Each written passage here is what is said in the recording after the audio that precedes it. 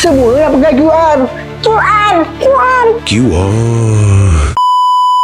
Baru ni saya dapat QR code lah. Rupanya hanyalah atur cara dalam bentuk Microsoft Word je. Itu dia kongsi kat dalam Telegram. Aduh, berposak nak hantarkan. Sedangkan benda simple je. QR code ni digunakan untuk memudahkan. Contoh macam kita nak bayar tu kan, do it now, banting kotak produk, yang mana kita boleh scan dan tahulah apa maklumat tu. Tapi kalau maklumat tu dihantar melalui platform media sosial macam WhatsApp, Telegram, email, sepatutnya kita boleh je terus klik.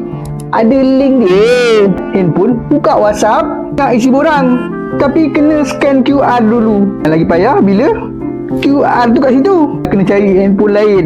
Kan penat? Kebanyakan daripada kita guna QR scan percuma. Bila scan, keluarlah iklan. Kalau iklan okey tak apa.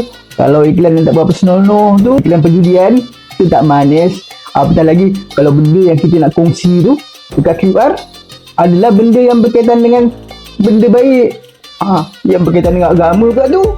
Memang bukan salah organisasi yang kongsi tu, tapi tak manis lah kan. QR ni boleh menyusahkan juga. Nak buka laman web je, kena buka kamera, scan, tunggu, kan link.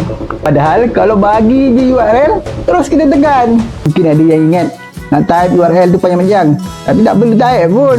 Sebab kalau kita share tu, kan klik saja. Sama kalau kat Telegram ke WhatsApp kan.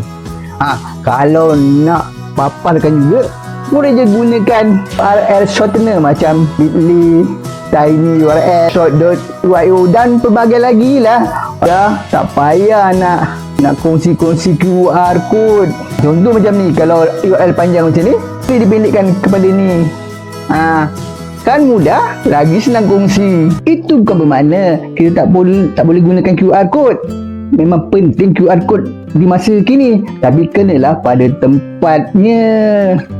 Teknologi bukan tentang benda yang paling canggih, tapi gunakan teknologi yang bersesuaian di tempat yang betul. Kalau boleh bagi link, bagi je link. Tak perlu nak QR. Memang perlukan QR, barulah gunakan QR. Jangan sampai obses dengan QR. Semua benda kita nak QR kan. QR code ni macam garam, letak sikit sedap, letak semua benda orang lain pun pening, termasuklah saya.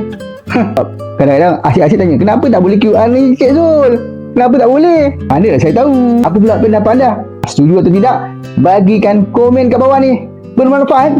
Kalau bermanfaat, boleh share, komen, like video ni. Saya Zul Zarizi. Jangan obses ya.